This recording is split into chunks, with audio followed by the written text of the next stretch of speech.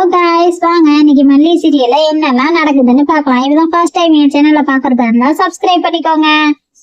Kathiresan sir Vijay கிட்ட சொல்றாரு, நான் உங்ககிட்ட ஒரு முக்கியமான செய்தி சொல்லணுமாப்ல அப்படின்னு சொல்றாரு. அதுக்கு விஜய் என்னன்னு சொல்லுங்க அப்படின்னு கேக்குறாங்க.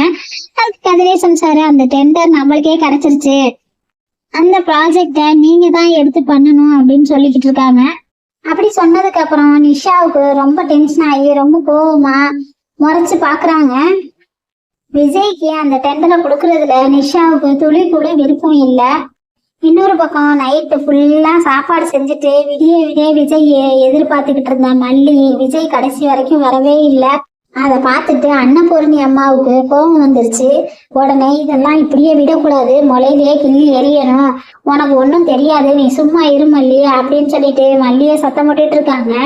மல்லி ஒன்றும் கேட்க வேணாம் பெரியம்மா, இதை விட்டுருங்க இப்படியே அப்படின்னு சொல்லிக்கிட்டு இருக்காங்க.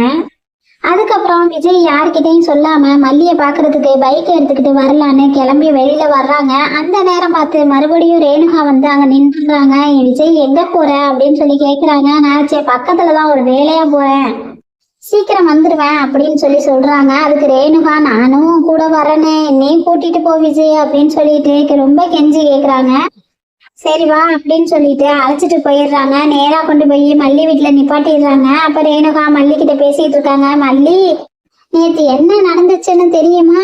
விஜய் நேத்து நைட்டு ஃபுல்லா என் பக்கத்துலயே என் ரூம்லயே படுத்து நல்லா தூங்கிட்டாரு அப்படி சொல்றாங்க.